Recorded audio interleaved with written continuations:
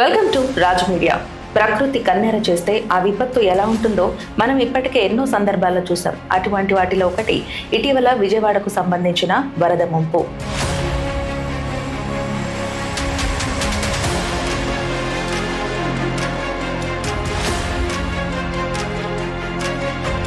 అది ప్రభుత్వం వెంటనే స్పందించి ఎన్నో సహాయ కార్యక్రమాలు చేపట్టింది. ఈ రోజు విజయవాడ ఈ పరిస్థితుల్లో తేరుకొని ఉండగలిగిందంటే ప్రభుత్వం చేపట్టిన సహాయ కార్యక్రమాలతో పాటు సామాన్యుల నుంచి సెలబ్రిటీల వరకు ఎన్నో ఎన్జిఓ సంస్థలు తమ వీలైనంత వరకు తమ చేయూతని అందించడమే.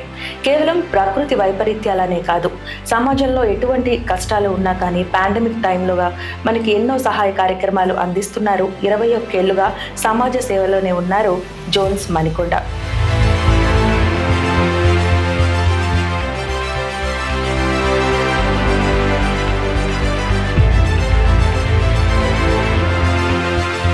మరి ఒకసారి వారితో మాట్లాడి మరిన్ని వివరాలు తెలుసుకుందాం. నమస్తే మ్యామ్. నమస్తే అండి, welcome to our show. Thank you. First of all మీకు థ్యాంక్ యూ వెరీ మచ్. ఇంత బిజీ స్కెడ్యూల్లో కూడా మా షోకి వచ్చి ఈరోజు మీ అభిప్రాయాల్ని షేర్ చేసుకోవడానికి వచ్చినందుకు. సో చెప్పండి, ఈరోజు విజయవాడ ఈ పరిస్థితిలో ఉంది.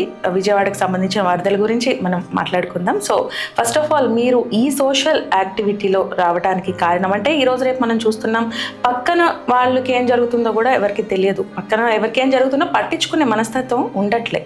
ఫస్ట్ మీకు ఇన్స్పిరేషన్ ఎవరు ఫస్ట్ నుంచి మీరు 21 yearsగా ఉన్నారు. సో ఫస్ట్ నుంచి మీ ప్రయాణాన్ని ఒకసారి వివరించండి. ఎస్ అండి, విజయవాడ పరిస్థితి మార్నింగ్ నుంచి బాగాలేదు, ఈవినింగ్ అయ్యేసరికి చాలా దారుణంగా ఉంది పరిస్థితి. ఓకే. అప్పుడు మాకు వైఎస్ఆర్ కాలనీలో 5 ట్యూషన్ సెంటర్స్ ఉన్నాయి పిల్లలకు సంబంధించి. సో ఆ టీచర్ దగ్గర నుంచి మిస్డ్ కాల్ ఉంది, ఏంటంటే మేడం నీళ్ళు వచ్చేస్తున్నాయండి, మా పరిస్థితి బాగాలేదు అని. సో అందరూ కాల్స్ చేస్తున్నారు. ఇంకా సాటర్డే మార్నింగ్ వచ్చేసరికి ఆ టీచర్కి చిన్న పిల్లలు ఉన్నారు, ఫోన్స్ చేసి జోన్స్ గారు మాకు ఒక్క వాటర్ ప్యాకెట్ పంపించండి చాలు అన్నారు. అది నాకు పిల్లలు బాధపడుతున్నారని 3 days కంటిన్యూగా వాళ్ళు అడిగింది నన్ను వాటర్. అంటే విజయవాడ విపత్తు ఇలా వచ్చినప్పుడు ఫస్ట్ మనం ఎవరైనా సరే సహజంగా మనలో మనం ఎలా రక్షించుకోవాలనేది చూస్తాం. కానీ నాకు వచ్చే ఫోన్ కాల్స్ ఏంటంటే వాట్ ఈజ్ మై డెఫినేషన్ ఈ ఫ్లడ్లో హూ యామ్ అనేది నేను ఎత్తుక్కున్నాను అనమాట. ఈవెన్ కోవిడ్ టైంలో కూడా అనుకున్నా this is a pandemic, what I am, అసలు ఏంటి నా లైఫ్ ఏంటి, నా డెఫినేషన్ ఏంటి, దీనిలో నేను ఏం చేయగలను. సో వాటర్ అందించడం అనేది హైలీ ఇంపాసిబుల్ అయింది ఆ టైంలో, ఎవరికి వెళ్ళలేని పరిస్థితి, అందరూ హౌస్ అరెస్ట్ లాగా అయిపోయారు. సో నాకు సాధ్యమైనంత వరకు ఒకటే అనుకున్నా, నా వాళ్ళు నాకు చాలామంది అడుగుతున్నారు కానీ నేనేం చేయలేను. కొంతమందికి అంటే ఆఫ్టర్ 3-4 days అంటే ఒక వాటర్ బాటిల్ 150 rupees, ఒక పాల ప్యాకెట్ 150 rupees చెప్పారనమాట. అస్సలు మీరు ఆలోచించొద్దు, మీరు అక్కడ ఫోన్పే ఉంటే, అంటే వీళ్ళు ఉన్న ప్లేస్ నుంచి కొంచెం డీప్లో ఉన్నారు, మా వాళ్ళంతా డీప్లో ఉన్నారు. వేరే ప్లేస్ నుంచి పడవేసుకొని వస్తే వీళ్ళు బెండు ముక్కలు చెక్క హెల్ప్తో అక్కడ వరకు వెళ్ళి అవి తెచ్చుకోవాలన్నమాట, అంటే ప్రాణాలకు తెగించడం. సో ఆ సిచ్యువేషన్లో కూడా కొంతమందికి ఫైనాన్షియల్గా హెల్ప్ చేయడం, తర్వాత ఇంకా బోట్లో రావడానికి మేడం ఒక 2000 ఇస్తే మేము బయటకు వచ్చేస్తామండి. సో అట్లాంటి సిచ్యువేషన్లో కూడా ఆలోచించకుండా, అంటే మనుషులు వస్తే చాలు అనే దాంతో ఇంకా ముందుకెళ్ళడం జరిగింది. అంటే ఒక ఇన్స్పిరేషను లేదా అనేది ఉండదండి, ఒక రోల్ మోడల్ మనం చేయడానికి అనేది ఉండదు. అంటే మానవత్వం, ఓకే వీళ్ళు ఈ సిచ్యువేషన్ ఎలా ఉంది, నేను హెల్ప్ చేయొచ్చు, ఎలా చేయగలను, అంతే ఒక ఆలోచనేనండి. రైట్. అండ్ మీరు very inspirational your words were. But ఈ స్టార్ట్ చేశారు, ఓకే, అది ద వెరీ ఫస్ట్ ఇన్సిడెంట్ మిమ్మల్ని కదిలించిన సంఘటన ఒకటి ఉంటుంది ప్రతి ఒక్కరికి, అది ఒకసారి షేర్ చేసుకుంటాం. సోషల్ వర్క్లో ఎగ్జాక్ట్లీ లాట్ ఆఫ్ ఇన్సిడెంట్స్ అండి. ఎక్కువ ఏంటంటే ఎవరైనా సఫర్ అయ్యేవాళ్ళు చిన్నప్పటి నుంచి కూడాను, ఎవరైనా సఫర్ అవుతున్నారు అన్నప్పుడు అది మనం తట్టుకోలేము. అదేంటంటే చిన్నపిల్లల్ని ఎంకరేజ్ చేయడం కూడా ఉంటుంది. సో మా పేరెంట్స్ ఎంకరేజ్ చేసేవాళ్ళు ఎవరన్నా హెల్ప్ చేయాలి అనేది. అట్లాగే మన ఫ్యామిలీ కష్టం కానీ, మనం నమ్ముకున్న వాల్యూస్ కానీ, ఒకరికి సహాయం చేయాలి అనే దానిలోనే పెరిగాను నేను. సో ఐఎమ్ కంటిన్యూయింగ్ ఇట్ అండి. షూర్. మీరు వర్క్ చేసిన, అంటే ఇప్పటి వరకు చాలా సోషల్ సర్వీసెస్ చేస్తుంటారు, ఏది చేయడానికి మీరు ఎక్కువ ఛాలెంజింగ్గా ఫీల్ అయింది ఏమున్నాయి? నాకు అంటే ఫేవరెట్ అనేది కానీ, లేదా నేను నా ఈగో ఫేవరెట్ అని చెప్పకూడదేమో కానీ, నా ఈగో ఏంటంటే ఒక చైల్డ్ అనేవాళ్ళు డెవలప్ అవ్వాలి, చదువుకోవాలి అంటే సోషల్ డిఫరెన్సెస్ చాలా ఉన్నాయి. వాటిని మనం ఏం చేయలేము, మనం మార్చలేము. ఒక ఐడియాలజీని మనం చేంజ్ చేయాలంటే అది కొన్ని తరాలు పట్టొచ్చు. కానీ ఒక చైల్డ్ లైఫ్ అనేది ఎట్లా వెళ్తుంది అనేది, నేను ఒక చైల్డ్ని చూసినప్పుడు ఇతను ఫ్యూచర్లో ఎలా ఉంటాడు అంటే డిఫికల్ట్ సిచ్యువేషన్లో ఉన్న చైల్డ్, లేకపోతే మిస్గైడ్ అవుతున్న చైల్డ్, మిస్గైడ్ ఇచ్చే పేరెంట్స్ ఉంటారు పిల్లల్ని పట్టించుకోకుండా. సో అట్లాంటి వాళ్ళని చూసినప్పుడు ఫ్యూచర్లో ఈ చైల్డ్ పాత్ర ఏంటి, ఎలా ఉంటుంది, దేశానికి వీళ్ళు ఉపయోగంగా ఉంటారా లేదా, ఇతని లైఫ్లో నేను ఏం చేయగలను అనేది నేను ఆలోచిస్తాను. సో ఎడ్యుకేషన్ అనేది చాలా పవర్ఫుల్ టూల్. ఎడ్యుకేషన్ ద్వారా మనం పిల్లల్ని మార్చొచ్చు. ఎప్పుడైతే మనం పిల్లల మీద ఎడ్యుకేషన్ మీద కాన్సన్ట్రేట్ చేస్తామో మనకి మంచి ఫ్యూచర్ ఉంటుంది, మనకి సేఫ్ ఫ్యూచర్ అనేది ఉంటుంది అనేది నా నమ్మకం అండి. సో దాని ద్వారా మీరు పిల్లల ఎడ్యుకేషన్ పరంగా తీసుకోవడం జరిగింది చర్యలు. ఓన్లీ అంటే ఇప్పుడు చూస్తున్నాం మనం, మీరు అన్నట్టు పిల్లల్లో ఈరోజు ఈ జనరేషన్ పిల్లలకి చాలా వాల్యూస్ అనేవి చాలా ఇంపార్టెంట్ నేర్పించడం. సో ఒక్కసారి మీ ద్వారా పేరెంట్స్ ఎటువంటి వాల్యూస్ నేర్పించాలి అంటే సేవ చేయడానికి కానివ్వండి, ఎడ్యుకేషన్ పరంగా వాల్యూస్ని తీసుకోవడం కానివ్వండి, ఒకసారి పేరెంట్స్కి ఇచ్చే సజెషన్ మీరు. అవునండి, అంటే ఎవ్రీ చైల్డ్ బార్న్ అసలు ఎలా అంటేనండి ప్యూర్ లవ్ అండ్ కేర్తోనే ఉంటారు. వాళ్ళు నిస్వార్థంగా ఉంటారు. పేరెంట్స్ ఏంటంటే పెంపకంలో మామూలుగా పిల్లల్ని వాళ్ళని అలా పెరగనిస్తే చాలండి, వాళ్ళు మంచి వాళ్ళు అవుతారు. అంటే ఇప్పుడు అంటే వాళ్ళకి అంటే ఈ భయం అనేది పెట్టకుండా, అంటే మంచి భయం అనేది ఉండాలి, పిరికితనం అనేది పిల్లలకి నేర్పించకుండా మంచిగా డిసిప్లిన్లో ఉంచి వాళ్ళని అలా పెరగనిస్తే వాళ్ళు మిరకల్స్ సృష్టిస్తారండి పిల్లలు. Because sky is the limit for the knowledge. ఇప్పుడు చదువుకున్న పిల్లల్ని కానీ చదువుకొని పిల్లల్ని ఎవరినైనా చూడండి, ఒక నాలెడ్జ్ అనేది వాళ్ళు ఏ వేలో ఉంటే ఆ వేలో మంచిగా పెరిగిపోతారు. మనం అంటే దానికి లిమిట్ పెట్టలేము. సో ఏంటంటే ఆ చైల్డ్లో ఉన్న ప్యూరిటీని, వాళ్ళల్లో ఉన్న ఆ జిజ్ఞాస ఉంటుంది కదండి, దాన్ని మనం టచ్ చేయకుండా, ఇప్పుడు ఒక మొక్క వేసామనుకోండి, దాన్ని పెరగనిస్తే అది ఎట్లాంటి ఫ్రూట్స్ ఇస్తుంది, ఎలా పెరుగుతుంది అనేది మనకు తెలిసిపోద్ది. దాన్ని కట్ చేస్తూ ఉంచుతూ అటు ఇటు ఉన్నాం అనుకోండి, దాని రియాలిటీ అనేది మనం తీసేస్తూ ఉంటాం. సో ఒక చైల్డ్ ఇన్నేట్ అబిలిటీస్ ఉంటాయి, వాళ్ళలో టాలెంట్స్ ఉంటాయి, అవి మనం రికగ్నైజ్ చేసి ఆ పాజిటివిటీని ఎంకరేజ్ చేస్తూ ఉన్నప్పుడు వాళ్ళు చాలా స్ట్రెంగ్థన్ అవుతారండి. అది నేను నేర్చుకున్నాను.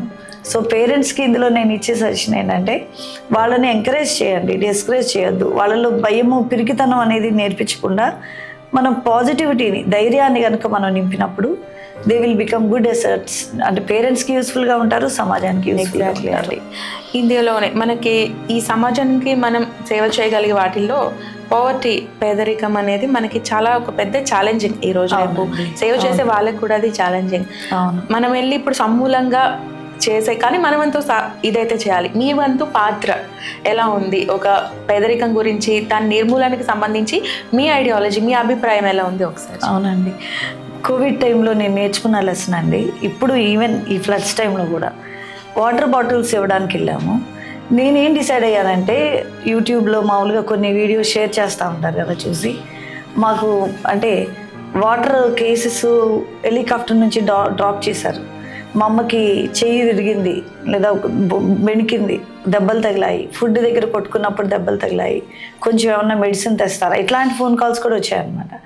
సో నేను పనిచేటప్పుడు ఏమనుకున్నానంటే ఒక వాటర్ బాటిల్ కాదు, మనం ఇచ్చే కొద్ది మందికైనా కేసు ఇచ్చేద్దాం అనుకున్నాం. ఆ టైంలో ఇంకేంటంటే నేను నా పిల్లల కోసం తీసుకెళ్తున్నాను, బట్ వేరే వాళ్ళు వచ్చారనమాట. వాళ్ళకి కొంత ఇచ్చి ఇంక మేము ఇవ్వలేమండి అని చెప్తే ఒక వాయిస్ విన్నా అనమాట, మేము వెళ్ళిపోతున్నాం, మా ట్రక్ ముందుకు వెళ్ళిపోతుంది, అయ్యో మా ఇంట్లో వాళ్ళకి నేనేం తీసుకెళ్ళాలి, దూరం నడిచి వచ్చా, నాకేం లేదని. ఆ మాట నా చెవిని పడగానే నేను వెంటనే వ్యాన్ ఆపించాను. అతను నా వయసు, అతను పరిగెట్టుకుంటూ వస్తున్నారనమాట. అతను వేసుకున్న బట్టలు, వాచ్ అంతా చూస్తే చాలా కాస్ట్లీగా, రిచ్గా ఉన్నారనమాట.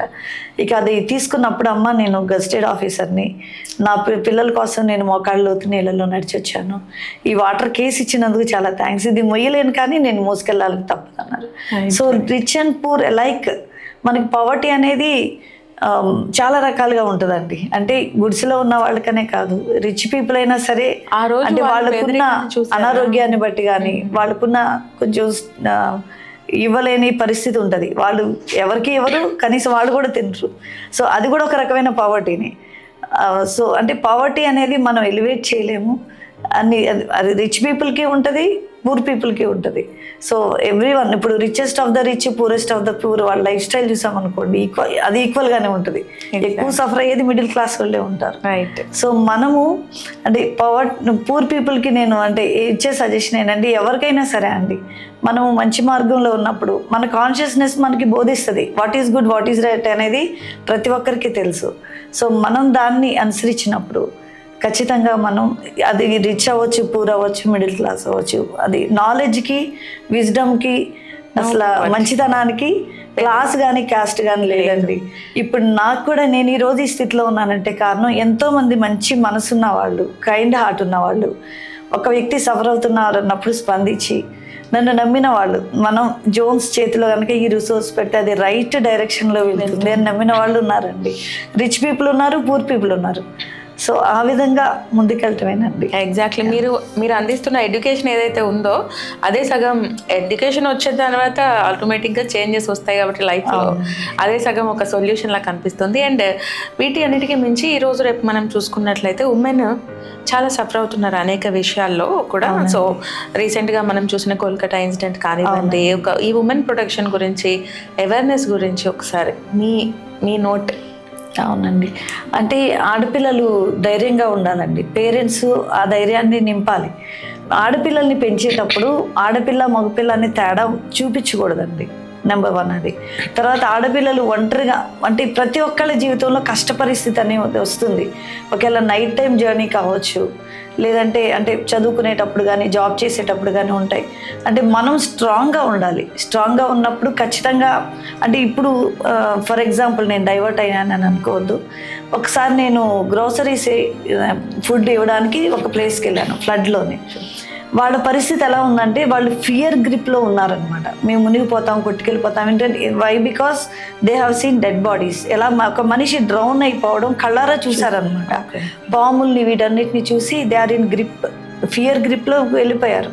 నేను ఒకటే చెప్పాను, ఎంత కష్టం వచ్చినా సరే మీరు ధైర్యాన్ని విడవకుండా ఉండి సంతోషంగా ఉన్నప్పుడు మీ థాట్స్ అనేవి మారుతాయి. ఈ సిచ్యువేషన్ని ఓవర్కమ్ చేసే ధైర్యం మీకు వస్తుంది. ఒకవేళ చచ్చిపోవాలి అనుకుంటే ఎవరు దాన్ని తప్పించలేరు. మనం హ్యాపీగా మనం వెళ్ళిపోయేది కూడా.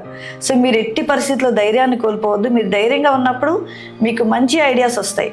ఇది ఎలా తప్పించుకోవాలనే కాదు, 10 మందిని కూడా మీకు కాపాడగలిగే ఐడియాస్ మీకు వస్తాయి. So be strong and be happy ప్రతి సిచ్యువేషన్లో కూడా. అస్సలు ఫియర్ అనేది లోపల పెట్టుకోవద్దు. అంటే ఇది మెసేజ్ చాలా కష్టం. నేను వాళ్ళకి అదే చెప్పాను, దండం పెట్టి మీకు సర్వీస్ ఇవ్వడానికి, మీతో మాట్లాడడానికి ఇంత ఫ్లడ్లో మరి ఒక అవకాశం ఇచ్చినందుకు చాలా థ్యాంక్స్ అని చెప్పి నేను స్టార్ట్ చేశాను అనమాట. నేను మాట్లాడిన తర్వాత ప్రతి ఒక్కళ్ళు వచ్చి నా చేతులు పట్టుకొని అప్రిషియేట్ చేశారు. నిజంగా మేము చాలా భయపడుతున్నాం అనేది. మన ఆడపిల్లలైనా సరే ఒక కష్టమైన పరిస్థితి వచ్చినప్పుడు ధైర్యం వదలకుండా ఉన్నప్పుడు తప్పించుకునే ఐడియాలు 99% వస్తాయండి. అది నేను నమ్ముతాను. సో నేను ప్రతి ఆడపిల్ల తల్లిదండ్రులకి ఇచ్చేది ఏంటంటే, అది ఎటువంటి సిచ్యువేషన్ అయినా సరే అస్సలు భయపడొద్దు, ధైర్యాన్ని కోల్పోవద్దు. ఎప్పుడైతే మనలోకి పిరికితనంగా ఫీల్ అవుతామో, ఐ వాంట్ గివ్ అప్, ఇంక నేను తప్పించుకోలేను, వీళ్ళు నాకు జరిగిపోద్దేదో అనే నెగిటివ్ థింకింగ్ ఎప్పుడు వస్తుందో అప్పుడు మనం ఎస్కేప్ అవ్వలేము. మన బాడీ కూడా దానికి రెడీగా ఉండదు, అసలు అడుగు కూడా వేయలేమన్నమాట, వణుకొచ్చేస్తుంది.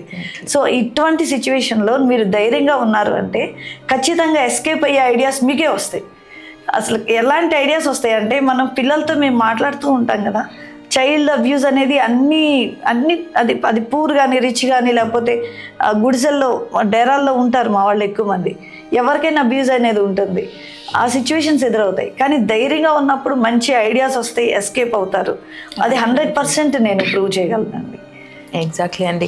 సో ఇప్పుడు మనం చూసిన ఈ వరదల పరిస్థితుల్లో మీరు ఏ ఏరియాలకి మీ సర్వీస్ని ప్రొవైడ్ చేశారు, అక్కడ అసలు ఎలాంటి పరిస్థితులు ఉన్నాయి ఒకసారి వివరించండి. ఈ ఫ్లడ్ టైంలో మేము సర్వ్ చేసిన ఏరియాస్ అండి, ఇక కృష్ణా డిస్టిక్లో వచ్చేసి గన్నవరం, కేసరపల్లి, పునాదిపాడు, కంకిపాడు, పోరంకి, తర్వాత ఆటోనగర్ ఏరియాస్ వెళ్ళాము. ప్రతిరోజు కూడా 500 మందికి ఫుడ్ సర్వీస్ అనేది ఇవ్వటం జరిగింది.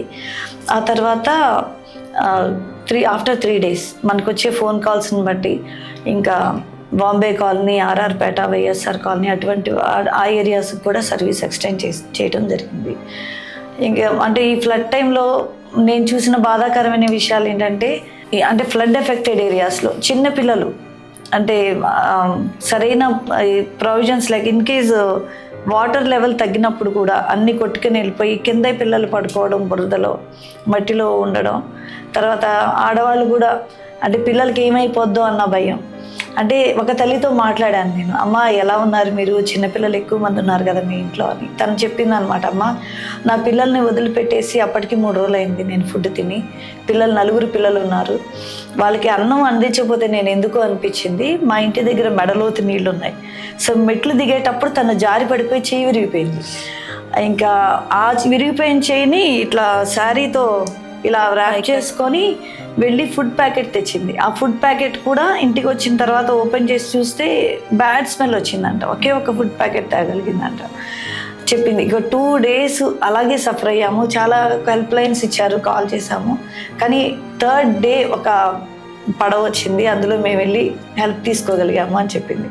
నిజంగా తల్లిదండ్రులు అంటే స్టోరీస్ వింటే పిల్లలు సర్వైవ్ అయితే చాలు. భయం గ్రిప్లో ఉండడం, కరెంట్ లేకపోవడం, పాములు రావడం, అన్నిటికి మించి ఏంటంటే పిల్లల గురించి ఎక్కువ సఫర్ అయ్యారు. సో అంటే దీనిలో మనం నేర్చుకోవాల్సింది ఏంటంటే ఒక తల్లిదండ్రులకి పిల్లలకి ఉండే బాండ్. అది అసలు వాళ్ళ కోసం వెళ్ళి ప్రాణాలు పోగొట్టుకున్న వాళ్ళు, పిల్లలు ఎంత ప్రెషస్ అనేది. తల్లి కాబట్టి పిల్లలు కాబట్టి చేస్తున్నారు. ఎటువంటి బ్లడ్ రిలేషన్ లేకపోయినా కూడా ఎంతో మంది వచ్చి ఇండివిజువల్గా కానివ్వండి, ఇలా సోషల్ యాక్టివిస్టులు కానివ్వండి ఎంతో హెల్ప్ చేస్తున్నారు. సో దాని గురించి ఒకసారి మీరు. దీనికి ఒక 2 examples ఉన్నాయండి. ఏ రిలేషన్ లేకపోయినా సరే ఒక వ్యక్తి అంటే ఆర్ఆర్పేటలో ఉన్న యానాదులు నాకు ఫోన్లో చెప్పారు. అంటే ఫ్లడ్ బాగా ఉన్న టైంలో ఒక అతను ఒకళ్ళకి రక్షించడం కోసం ఇంట్లో ట్రాప్ అయిపోయాము, ఓల్డ్ పీపుల్ ఉన్నారు అని చెప్పారట. తను నడుచుకుంటూ వస్తున్నాడు, నడుములోతు నీళ్ళల్లో పెద్ద పాము ఎదురొచ్చిందంట. ఆ టైంలో అడుగు వెనకేసరికి గుంటలు కూరుకుపోయాడంటండి. అతను అట్లా డ్రౌన్ అయిపోవడం అనేది వీళ్ళు కళ్ళారా చూసారంట. నెక్స్ట్ డే ఈవినింగ్ పోలీసులు బాడీ రిమూవ్ చేశారు. అంటే ఏ రిలేషన్ లేకపోయినప్పటికీ నేను 3 days ఈ ఫ్లడ్ స్టార్టింగ్లో 3 days నేను ఆ ఏరియాలో ఉన్నాను, సింగనగర్ ఏరియాలో. అసలు ఏ రిలేషన్ లేకపోయినప్పటికీ ఫ్రెండ్స్ ఫ్యామిలీ కోసం వాటర్ బాటిల్స్, గ్రాసరీస్ తీసుకొని నడుము లోతు నీళ్ళలో నడిచెళ్ళారండి. అసలు నాకు ఒక పిల్లాడైతే ఒక మెసేజ్ పెట్టారు నైట్ టైం, అక్క నా ఫోన్లో బ్యాటరీ డెడ్ అయిపోద్ది, 8% ఉంది, కొంచెం వాటర్ లెవెల్ పెరిగినా మాకు ఈ 3 days వాటర్ ఏమి ఫుడ్ కానీ ఏమి అందలేదు, ఇది day 4 or 5 గుర్తులేదు నాకు. ఒకవేళ నా దగ్గర నుంచి ఏ మెసేజ్ రాకపోతే మీరు కంగారు పడొద్దు, నేను వెళ్ళిపోయినట్టే అని. ఆ నైట్ నాకు నిద్ర పట్టలేదండి. ఆ తర్వాత మళ్ళీ ఎప్పుడు అతనికి ఫోన్ వస్తుందా అని చూసే ఆ 2 days తర్వాత ఫోన్ చేస్తే రింగ్ అయిందనమాట. చెప్పాడు, అక్క 1 hour అవుతుంది, నా ఫ్రెండ్ రిస్క్ తీసుకొని నడుము లోతు నీళ్ళల్లో నాకు పవర్ బ్యాంకు, ఫుడ్ ఐటమ్స్ అన్నీ తెచ్చిచ్చారు, ఒక 4-5 days వరకు సరిపోతాయి అని చెప్పారు. అంటే నేను ఆలోచించాను ఎవరు అని, ఎవరి కోసం ఎవరు రిస్క్ చేశారంటే చాలా మంది. నేను నడవటం కొంచెం కష్టం నాకు. ఆ ఫ్లైఓవర్ మీద నుంచి వచ్చేటప్పుడు ఒక అతను బైక్ వెనకాల ఖాళీ ఉందన్నమాట. మీరు ఎక్కడి నుంచి వస్తున్నారండి ఏంటి అని అడిగితే తను చెప్పాడు, నేను ఎక్కించుకున్నాడు బైక్, నన్ను నడవలేనని చెప్పాను, కొంచెం డ్రాప్ చేస్తారా అని. మా ఫ్రెండ్ వాళ్ళ డాడీకి హెల్త్ బాగాలేదు, మెడిసిన్ ఫుడ్ ఇచ్చి వస్తున్నాను అన్నాడు. మొత్తం ఇక్కడ వరకు తడిచిపోయింది అతని ప్యాంట్. సో అంటే ఏ రిలేషన్ లేకపోయినా కానీ మానవత్వం ఇంకా బతికి ఉంది. మన విజయవాడలో చాలా మంది మంచి వాళ్ళు ఉన్నారు అనడానికి ఇది ఈ ఫ్లడ్ ఒక నిదర్శనం. ఎగ్జాంపుల్ రైట్ అండి, ఎగ్జాక్ట్లీ మీరు చెప్పినట్టు ఉన్నది. బట్ ఇంకొకటి ఏంటంటే సర్టెన్ ఇయర్స్గా చూస్తుంటే మనకి అనాథాశ్రమాలు, వృద్ధాశ్రమాలు రెండు కూడా పెరుగుతున్నాయి గ్రాడ్యువల్గా. అంటే తల్లిదండ్రులు చూడని పిల్లలు, పిల్లల్ని చూడని తల్లిదండ్రులు. సో ఇది ఏంటి అసలు ఈ పరిస్థితుల కారణం ఏంటి? మెయిన్గా ఒక సర్టెన్ ఏజ్ వచ్చాక తల్లిదండ్రుల్ని ఎంత రిస్క్ చేసి వాళ్ళు పెంచినా కానీ చూడని పిల్లలు ఉన్నారు. సో ఈ ఆలోచన ధోరణిలో ఎలాంటి మార్పులు రావాలి ఒకసారి చెప్పండి. అవునండి, నాకు అంటే బైబిల్ నేను ఎక్కువగా చదువుతూ ఉంటాను. అందులో నాకు ఒక పదాన్ని నేను ఛాలెంజ్గా తీసుకుంటాను. ఏంటంటే ప్రేమను కలిగి ఉండడానికి ప్రయాసపడండి అని ఉంటుంది. లవ్ అంటే అందరికీ ఇష్టం, దాన్ని ఒక్కొక్కళ్ళు ఒక్కొక్క రకంగా దాన్ని అర్థం చేసుకుంటారు. కానీ ఎందుకు కష్టపడమని ఈ వర్డ్ ఉంది అని ఆలోచించేదాన్ని. నాకు ఎవరైతే ఇష్టం లేదో వాళ్ళని ఎలా ప్రేమించగలను అనేది ఒక ఛాలెంజ్గా తీసుకొని మనసులో ఆ హేట్రెడ్నెస్ కానీ అవాయిడెన్స్ కానీ లేకుండా చూసుకుంటాను. అది నా పర్సనల్. అయితే పిల్లలు పేరెంట్స్కి సంబంధించి ఎందుకు పేరెంట్స్ని పిల్లలు లెక్క చేయట్లేదంటే ప్రేమ అనేదాన్ని పిల్లల్లో మనం ఇంట్రడ్యూస్ చేయాలి, దాన్ని పెంపొందించాలి. ఆ బాధ్యత పేరెంట్స్ది.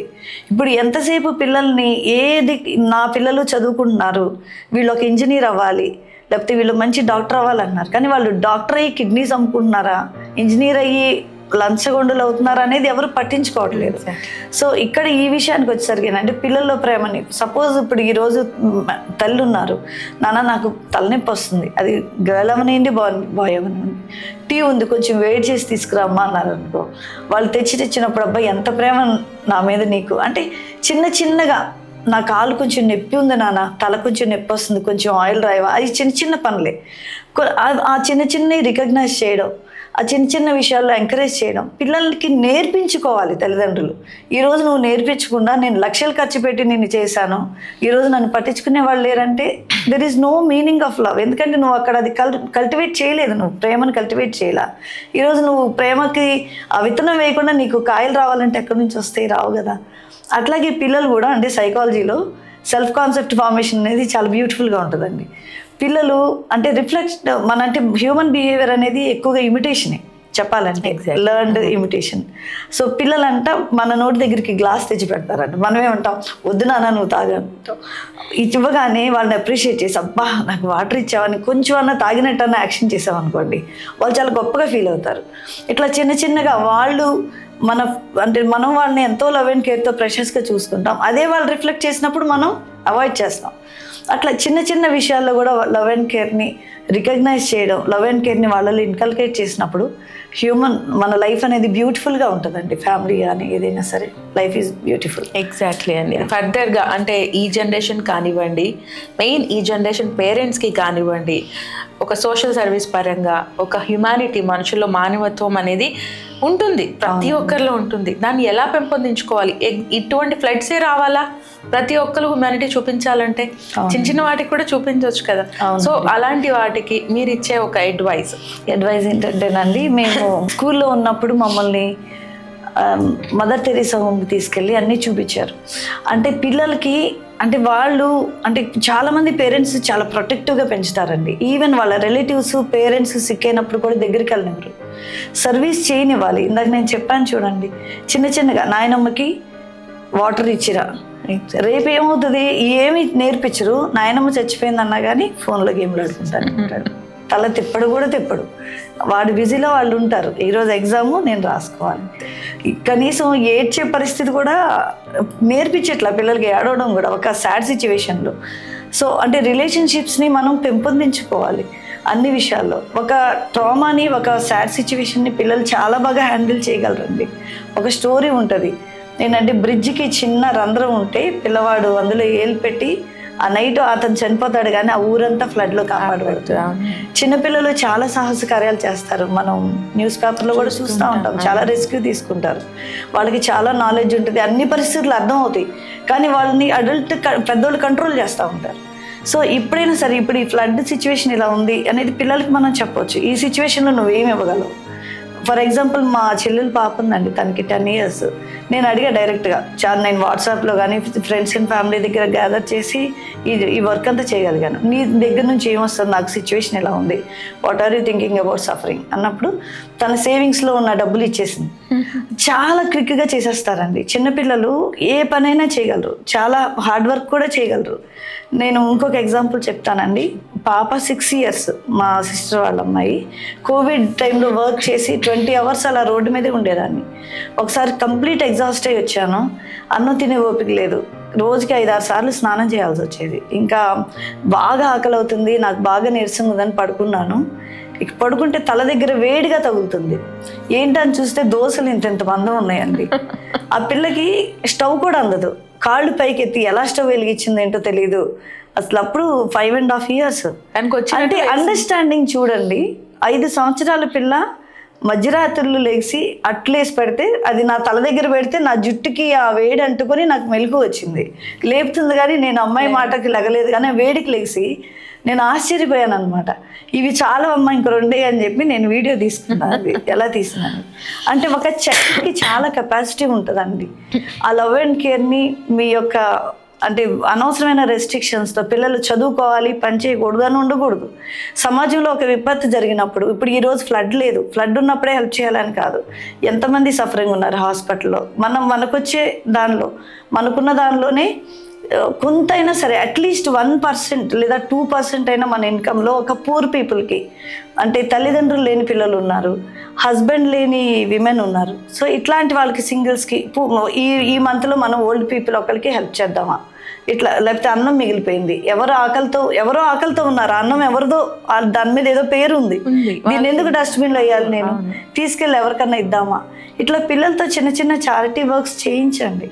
అది చారిటీ అని కాదు, వాళ్ళ క్యారెక్టర్ బిల్డింగ్, అది ఇట్స్ పార్ట్ ఆఫ్ లైఫ్, అది మిస్ అవ్వకూడదు. అది ఎప్పుడైతే మిస్ అవుతుందో హ్యుమానిటీ అనేది దెబ్బతింటుంది. సో అన్ని విషయాల్లో మీరు అన్ని యాంగిల్స్లో మీ అంటే ఎవరైనా ఫ్యామిలీలో సిక్ అయినప్పుడు కేర్ తీసుకునే దానిలో వాళ్ళు బాగా ఉండాలి. మీకు సిక్ అయినప్పుడు, పేరెంట్స్ సిక్ అయినప్పుడు పిల్లలు హెల్ప్ తీసుకోవాలి. వాడికి రాదు చేయదు, మా అమ్మాయికి చదివే వచ్చు అంటే కుదరదు. అలాగా అన్ని స్కిల్స్ నేర్పించాలి. వీలైన ప్రతి అంశంలో కూడా నేర్పించి వాళ్ళని అంటే కంప్లీట్ హ్యూమన్ బీయింగ్గా తయారు చేసినప్పుడు సొసైటీ అనేది చాలా బాగుంటుంది. ఎలాంటి విపత్కర పరిస్థితులు వచ్చినా ఎదుర్కోవడానికి మనిషికి మనిషే తోడుంటారు అనేది ఎగ్జాక్ట్లీ. సో ఇప్పుడు మనం చూసినట్లయితే ఇప్పుడు ఆల్మోస్ట్ కొంచెం స్టెబిలిటీ అయితే వచ్చింది, పూర్తిగా అయితే ఇంకా రాలేదు విజయవాడ ఫ్లడ్స్కి సంబంధించి. ఇంకా ఎటువంటి ప్రాంతాలకి ఇంకా నీడ్ ఉంది, మీ సర్వీస్ ఇంకా ఎటువంటి ప్రాంతాలకి చేయబోతున్నారు, ఫర్దర్గా ఇంకా చేయాల్సిన వాళ్ళకి ఈ ప్రాంతాల్లో బాగాలేదు అనేది ఒకసారి మీ సైడ్ నుంచి ఒక అడ్వైస్ కానీ సజెషన్ అండి. ఎక్కువగా కూడాను మిడిల్ క్లాస్ వాళ్ళు, అంటే ప్రతి ఒక్కళ్ళు ఫ్లడ్లో దెబ్బతిన్నారు.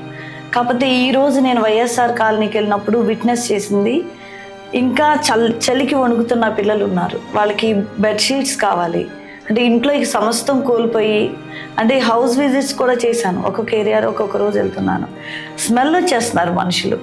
ఆ సిచ్యువేషన్ ఇంకా పోలేదు. అంటే ఇది ఎవరిని మనం బ్లేమ్ చేయకూడదు. ఏదన్నా మనం గవర్నమెంట్ ఏం చేస్తుంది లేకపోతే వాళ్ళు ఏం చేస్తున్నారు అని అనకూడదు. నా సిద్ధాంతం అయితే అది కాదండి. Everybody has to do everything they can. అప్పుడే మనకి కంప్లీట్ చేయగలుగుతాం. అంటే ఈ ఒక్క సిచ్యువేషన్లో నేనే ఏంటి, కనీసం ఒక్కళ్ళకైనా ఒక దుప్పటి ఇవ్వగలగడం, అంటే ఫ్యామిలీలో ఉన్న వాళ్ళకి కొన్ని నీడ్స్, డ్రై రేషన్ అనేది అవసరంలో ఉన్నారు, హైజీన్ కిట్స్ అనేవి ఉంటాయి, సోప్ కానీ టూత్ బ్రష్ కానీ. సో వాళ్ళు ఒక పిల్లలు లేకపోతే ఒక ముసలి వాళ్ళు ఉన్నారు, ఫ్లోర్ మీదే పడుకుంటున్నారు, అది మట్టి ఫ్లోర్ అవ్వచ్చు, ఏదన్నా మార్బుల్ ఫ్లోర్ అవ్వచ్చు. సో వాళ్ళు సఫర్ అవుతున్నారు. కాబట్టి మన ఓన్ ఫ్యామిలీ లాగా నిన్న నేను ఒకళ్ళు బట్టలు ఇస్తే కలెక్ట్ చేసుకోవడానికి వెళ్ళానండి. వాళ్ళు చెప్పారు వాళ్ళకి 2 బెడ్రూమ్లు ఉన్నాయి, మనకి 2 బెడ్రూమ్లు ఉన్నాయి, 2 బెడ్స్ ఉన్నాయి కదా, డబుల్ కాట్స్, ఒకటి ఇచ్చేద్దాం అని చెప్పి ఇచ్చేసారంట. నాకైతే అసలు నిజంగా షాక్ అనమాట. మనం దుప్పట్లు చాపలు ఇస్తాం కానీ డబుల్ కాట్, అంటే ఆ సిచ్యువేషన్ విన్నప్పుడు అంత త్యాగం చేయగలగడం. సో ఆ షేరింగ్ అనేది ఉండాలండి. ఇంకా చాలా మంది ఇప్పుడు మనకి విజయవాడకి శానిటరీ వర్కర్స్ ఒక 1500 మంది పైగా వచ్చారు. శానిటరీ వర్కర్స్ వాళ్ళు కూడా ఫోన్ చేసి మేము ఫ్లోర్ మీదే పడుకుంటున్నాము వారం రోజుల నుంచి, మాకు దుప్పటి కూడా లేదండి అన్నప్పుడు నేను నమ్మలేదు. నేను నిన్న రాత్రి వెళ్ళి వాళ్ళ పరిస్థితి చూసినప్పుడు నాకు నిజంగా కళ్ళమ్మడి నీళ్ళు వచ్చినాయి. వాళ్ళు చెప్పడం ఏంటంటే తలనొప్పి వచ్చిందమ్మా, ఫీవర్ వచ్చిందమ్మా, ఒళ్ళు నొప్పులమ్మా, ఇవే అనమాట. వెంటనే ఇమీడియట్గా ఒక 50 దుప్పట్లు ఆర్డర్ పెట్టేసి వాళ్ళకి ఇవ్వడం అనేది జరిగింది. సో అంటే సఫరింగ్ అనేవాళ్ళు, అంటే రియల్ సఫరింగ్లో ఉన్న వాళ్ళు కొంతమంది మాట్లాడి అడగలేరు. సో మనం కనుక్కొని వాళ్ళకి హెల్ప్ చేయడం అనేది మెయిన్లీ అండి. డ్రై రేషను, దుప్పట్లు, బట్టలు అనేవి చాలా అవసరం పిల్లలకి. అట్లాగే వెహికల్స్ కోల్పోయారు కొంతమంది, అంటే లైవ్లీహుడ్ లేనట్టే చాలా మందికి. సో ఈ టైంలో మీకు తోచింది ఏదో అది చేస్తే బాగుంటుంది. అంటే ఇప్పుడు వెహికల్స్ లేని వాళ్ళకంటే మెకానిక్సే స్వచ్ఛందంగా వచ్చి చేయడం కానివ్వండి, అలాగే ఏదైనా చేస్తే బాగుంటుంది. అంటే ఇప్పుడు మనం అనుకున్నట్టు ఇంకా అంటే ఫర్దర్గా ఇంకా ఏరియాస్కి హెల్ప్ ఇంకా నీడ్ ఉంది, ఒకసారి వాటి గురించి ఒక ఇన్ఫర్మేషన్, అంటే ఎవరైనా చేయాలనుకున్న వారికి మీ ద్వారా మన ఛానల్ ద్వారా ఒక ఇన్ఫర్మేషన్ వెళ్ళినట్టు ఉంటుంది. ఒకసారి నేను వేస్ట్ పిక్కర్స్ మధ్య పనిచేస్తూ ఉంటాను కాబట్టి వాళ్ళు చాలా వల్నరబుల్. ఇప్పుడు ఫ్లడ్లో మామూలుగా అందరూ ఎలా ఎఫెక్ట్ అయ్యారో చిన్న వర్షం వచ్చినా అదే ఎఫెక్ట్ ఉంటుంది. మా పిల్లలు ఎలా ఉంటారంటే, నా దగ్గర వీడియోస్ కూడా ఉన్నాయి, వర్షంలో తడిచిపోతే బుక్స్ కూడా పిండుతున్నారు. అంటే వాళ్ళకి ఏ ప్లేస్ ఉండదు అనమాట. సో అంటే ఎక్కువ స్లమ్స్లో ఉన్న వాళ్ళకి, పూర్ పీపుల్ని జ్ఞాపకం చేసుకోవచ్చు. అట్లాంటి వాళ్ళకి పిల్లలకి బుక్స్ లేవండి.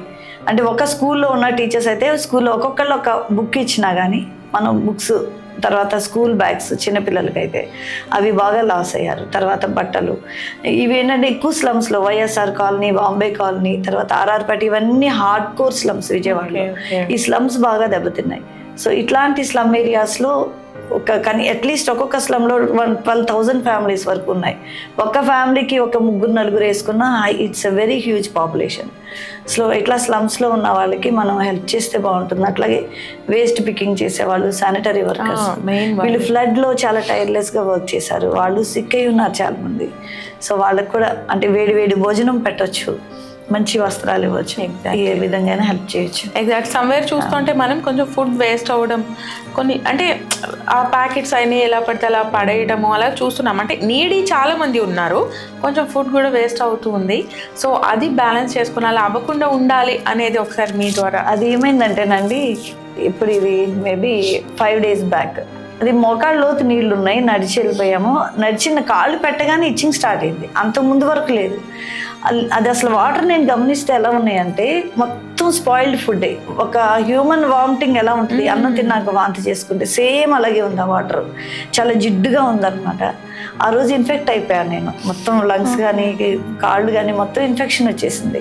యాంటీబయాటిక్ కోర్స్ పెట్టారనమాట. సో అంటే ఫుడ్ పాడైంది అనడానికి చాలా రీజన్స్ ఉన్నాయండి. ఇప్పుడు 1,00,000 ప్యాకెట్లు ఆర్డర్ వచ్చాయి, వేడి ఫుడ్ ప్యాక్ చేసేసారు, అదేమో స్పాయిల్ అయిపోయింది.